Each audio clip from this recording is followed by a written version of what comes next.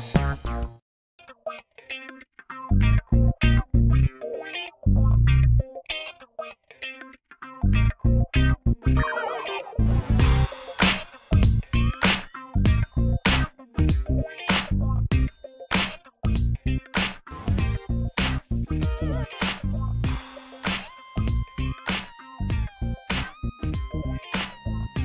hello mga kakulit shop, nandito na naman po tayo para sa another video.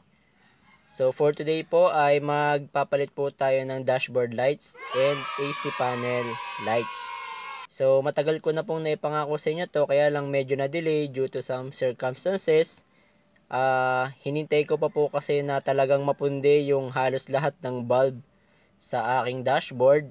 Anyway, before that, again, maraming salamat po sa mga subscribers natin at sa patuloy na sumusuporta sa aking channel. At maraming salamat din po sa mga good comments and feedbacks na babasa natin sa mga Facebook at dun sa ating mismong channel.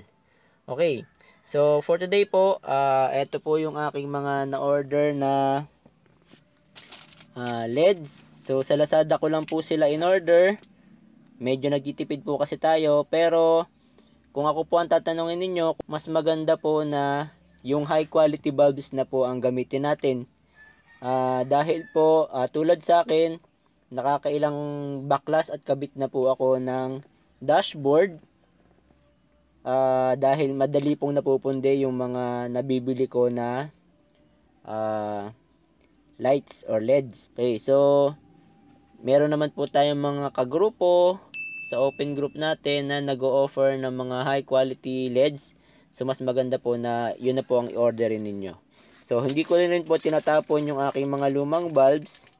Just in case po, pwede ko po siyang gamitin, no? Ayan.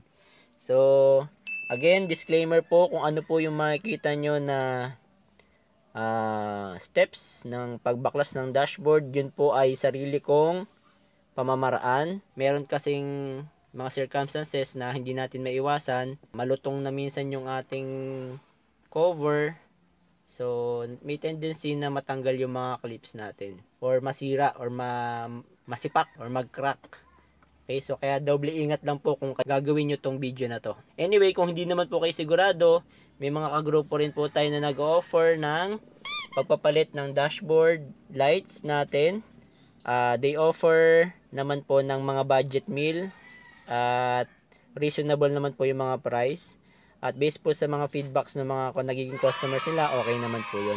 Ito po ay kung gusto nyo lang po at malakas ang loob ninyo na mag-DIY po ng pagbaklas ng dashboard. Ano po? So, pakita ko pala muna guys yung dashboard light ko. Alisin ko yung flash ng ilaw ko para makita natin yung before.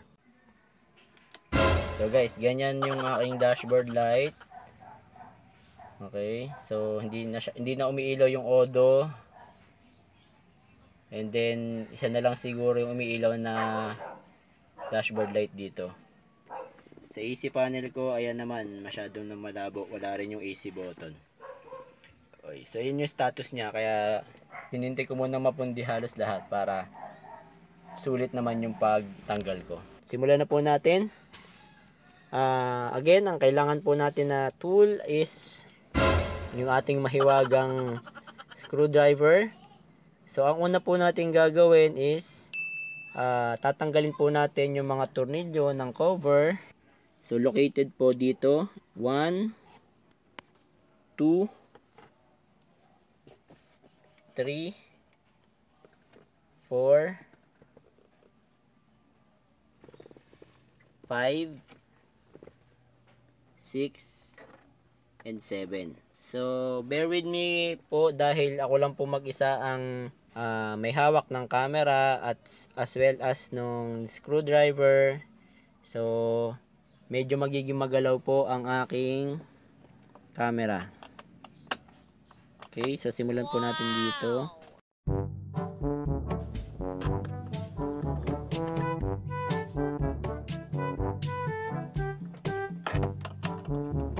Ito po sa taas.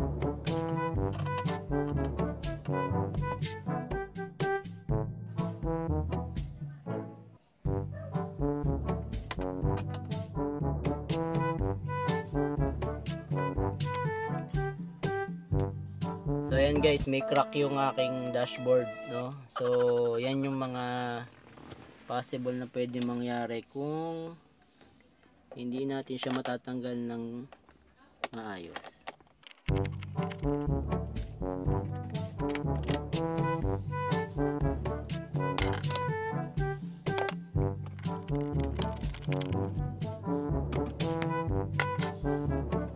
Okay, so natanggal na natin yung mga tornilyo niya. Ayun, yung sinasabi ko guys na pang 8.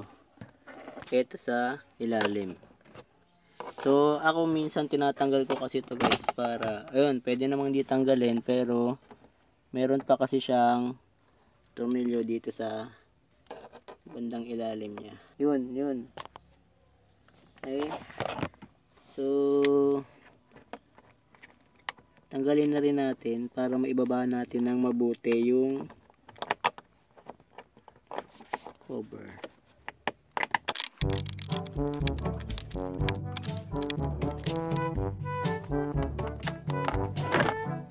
Okay, so once na natanggal na natin yung mga tornilyo niya, okay, make sure lang na walang tornilyo na.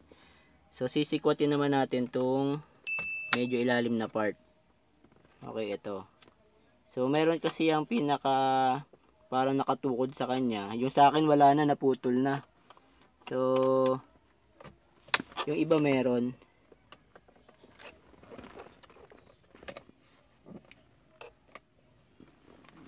So, ayun, para hindi siya maputol, sikwatin nyo ng konti. Pati dito sa kabila. Ayan. Sikwatin nyo lang na ganyan para hindi matanggal yung pinakatuko dito. So, meron niya kasi. Okay. So, pag natanggal na lahat guys, ang gagawin natin, sisikwatin natin yung cover. Ingat lang guys sa pagsikwat. Dahil may tendency na mag-crack nga po si dashboard.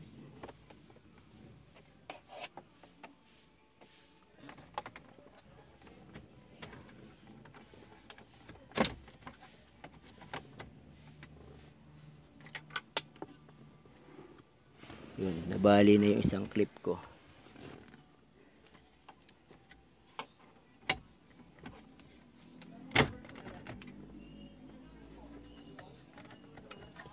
So, pupul nyo lang siya paunti-unti. Ayun.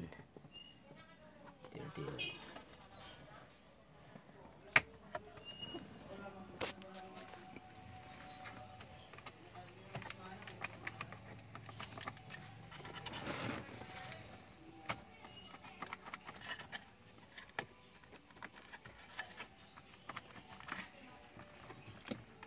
Huwag nating masyadong pupersahin.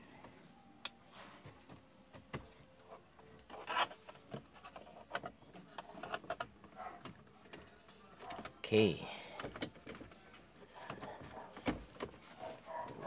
So, ayan guys, tanggal na siya.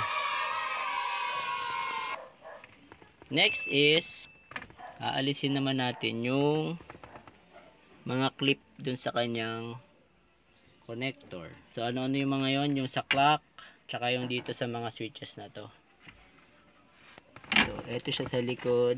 So, ayan yun. So, ang gagawin natin, bubunutin natin yung clip. So, meron siyang push button para matanggal yung pinaka-clip niya. Ayun, hugot. Tandaan nyo lang, dito yung isang switch. And then dito.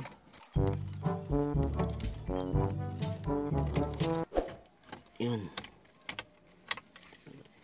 At meron pang isa dito.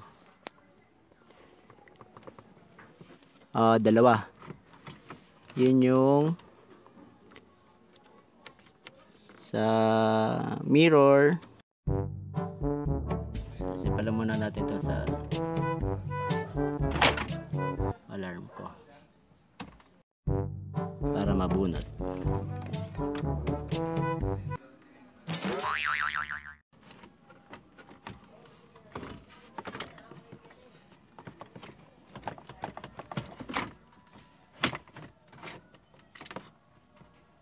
Okay. Then this one.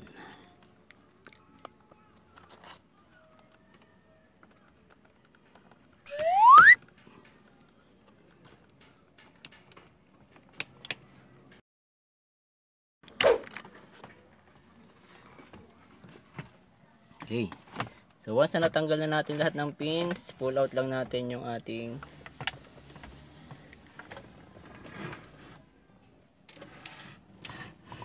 meron pa pala. Meron pa pala dito, isa pa.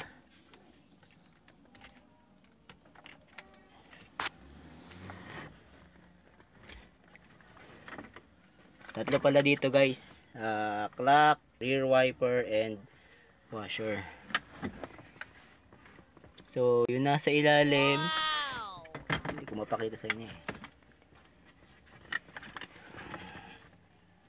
Okay, yun nasa ilalim yung clock. Okay. Ayan. Ingatan nyo mabuti guys ha, kasi may tendency na siya ay mabali. So, pag nabali siya, yari tayo. Okay. So, next naman natin guys is tatanggalin natin yung 4 na tornilyo. Ito, 1, 2, 3, and 4.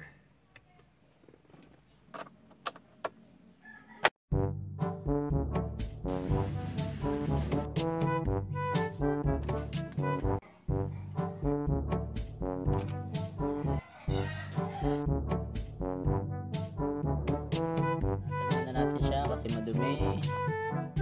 Okay. So once na natanggal na natin to, pwede natin siyang i-pull out like this.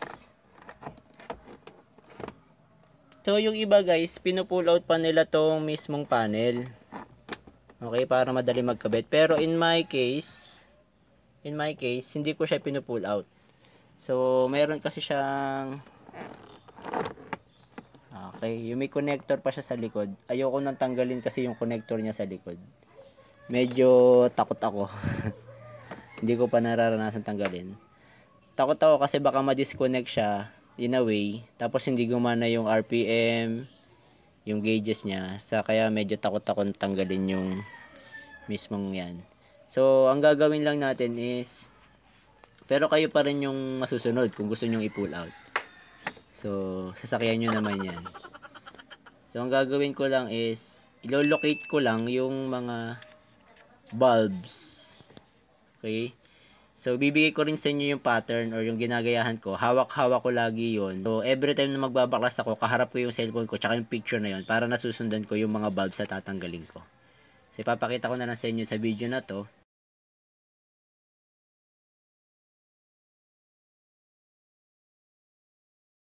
So, another reason ko rin kung bakit hindi ko siya binabaklas, pinupull out, is para matest ko agad yung bulb na nilagay ko kung gumagana ba siya. So, para dun sa dashboard light, eto lang yan, 4 lang naman sila na may ganitong itsura. So, ito-twist lang natin siya, kukunin natin yan.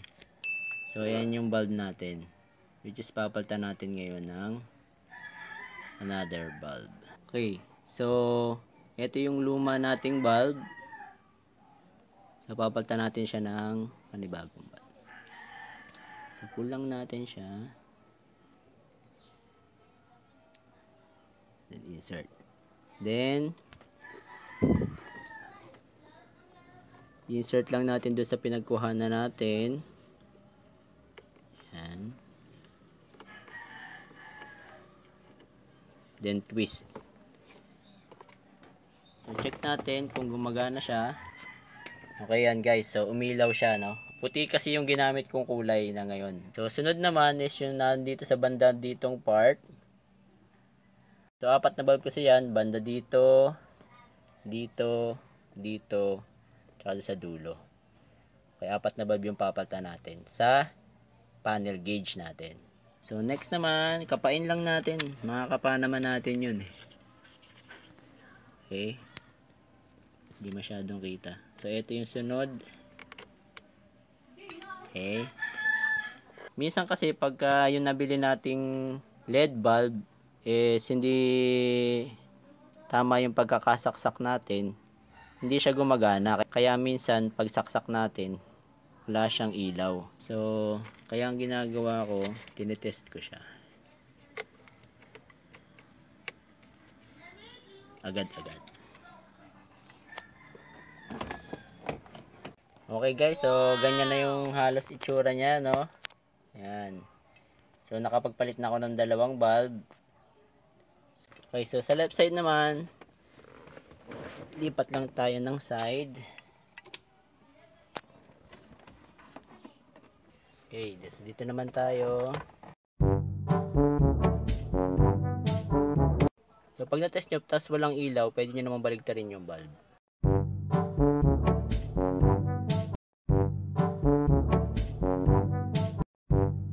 Okay, napalitan ko na yung 4 na bulb. Pakita ko sa inyo yung magiging output. Okay. So, ayan, napalitan ko na yung 4 na bulb niya. Mas malinaw na siya compared dun sa luma. So, puti yung ginamit ko na bulb guys. Pero dahil yung film ko is color green, so nagre-reflect siya as green, light green. Next naman is dun sa ating mga gauges. Okay, sa maliliit na gauges. Ang gagamitin naman natin doon. By the way guys, dun sa backlight natin, sa dashboard light, ang gamit natin is T10. While dun sa mga gauges, ang gamit natin is T5. Pakita ko sa inyo yung difference ng T5 tsaka sa T10. Okay, so paano naman natin malolocate yung maliliit na bulb sa kanya? So, sabi ko nga, yung malalaki sa kanya is 4 na T10 located here, banda dito, at banda dito. So, 4 na malalaki yon. And then, yung maliliit naman guys, for manual, pag inopen natin yung ignition natin, okay, so usually ang umiilaw lang dyan, itong oil, battery, handbrake, sedimentor, tapos nandito yung gas. So, yun yung pag wala na tayong gas. So, usually yan lang, 4 na yan. So, ilolocate lang natin yung 4 na yan. So, sabi ko nga, mas maganda nakaharap kayo dun sa likod ng picture natin, ng panel na to, na pinrovide ko kanina. So, yun lang yung guide natin. So, habang ginagawa natin to, nakaharap tayo doon para alam natin kung alin yung mga tinatanggal natin na bulb. So, isa pa na pwede nating gamitin na paltan is yung ito. Yung high beam natin. Okay, located dyan. Yung signal light, pwede nyo palitan. Ayun, dalawa. So, yun lang. So, bali, 1, 2, 3, 4, 4 na T10. And then, 1, 2, 3, 4, 5, 6, 7, 8 yung gas. 8 na T5. At 9 do sa ating odometer. Okay? So, check natin kung mapapalitan natin siya. Okay, so eto para sa mga mga veterans to na mga ngapa. Pag madaling kang kumapa, makakapa mo agad yung hinahanap mo. Okay, pakita natin dun sa malapitan. Kung makikita, masisilip siguro naman. Okay, yan yung mga brown. Ayan. So, yan yung mga papalitan natin ng bulb. So, mula doon sa dulo, ito yung para sa oil, battery, handbrake, sedimentor, gas. So, palitan natin siyang lahat. Ang gagamitin natin dyan is T5. So, ang T5 natin is yung ganito kalaki naman. Try natin yung ganitong gamitin. Yan. Yan ang gagamitin natin. So, ganito lang kalaki guys yan, bulb niyan.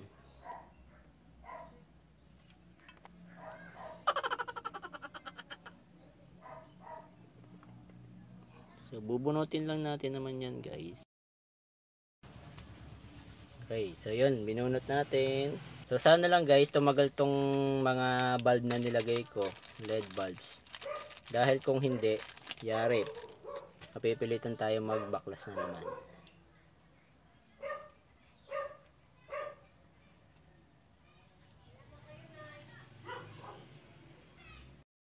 So, kayo na lang bahalang dumiskarte kung paano nyo siya kakapain guys ha. Wow! Naging green siya. Ay, nga pala guys, green yung aking ginamit na biniling T5. Green siya.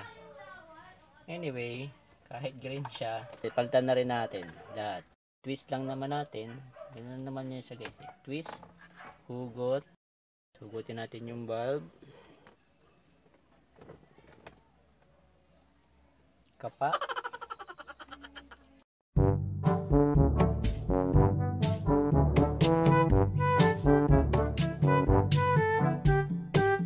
Okay, sa automatic pala guys, mas marami yung kailangan palitan sa gauges. Odometer. So, pakita ko muna yung naging result. Okay, yung indicator ko, ayan, naging green na siya. Dashboard. Green. Puro green. Okay, next, napapalitan ko odo. Yung odometer natin, nasa bandang gitna. LED na yung nilagay ko dati, blue na busted. So, ayan, umilaw na yung odo natin. Okay, so next pa napapalitan natin yung signal light. So, kung titignan nyo guys yung back panel niya, marami siyang butas. Yung iba wala ng bulb sa manual, sa automatic naman, medyo mas marami-rami siya. Okay, signal light. Okay, so napalitan ko na lahat yung nasa gauge natin. Tingnan natin kung ano yung naging result. Indicator lights, odo, signal light, high. So, puro green guys ang nangyari. Okay, so punta na tayo sa AC panel natin. So, eto naman yan. So, ang gagawin natin lang is bubunutin muna natin itong mga to. Okay, bunutin lang yan.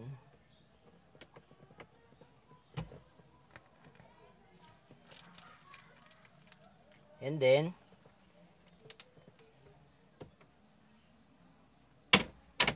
try out lang natin yung panel gauge, okay, ng AC. So, ito yung ating panel light. AC panel light. Yung akin dati kulay blue. So, palitan ko na siya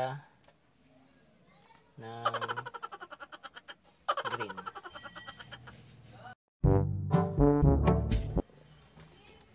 Wow! Twist and turn lang.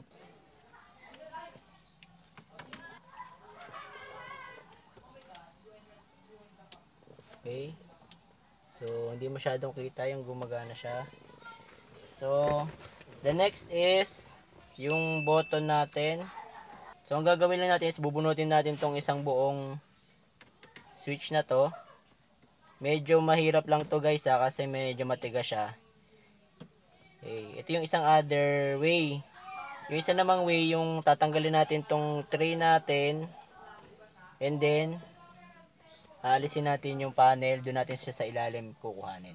Pero another topic ko na yon kasi nakabukas na rin naman ako ng aking gauge. Okay, so after 48 years guys, nabunot ko na siya. Yan. So ito yung switch niya sa ilalim. Ay, sorry, yung bulb niya po nasa ilalim, sorry ha. Stand corrected. Okay, so yun. Yun yung kanyang bulb guys. T3. Okay, so palitan lang natin siya guys. Okay, lagyan lang natin dito. Okay, so napalitan na natin. Check natin kung gumagana ba. Okay, ayun. Umilaw na siya guys. So balik na natin guys ngayon. So, sakto lang natin sa panel.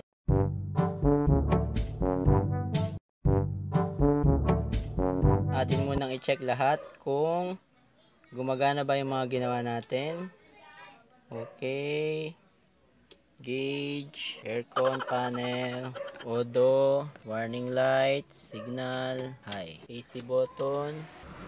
So gumagana siya lahat guys. Okay, so yun guys ang steps natin for replacing dashboard light. So I hope na natutunan na nyo na naman ng isang DIY session natin.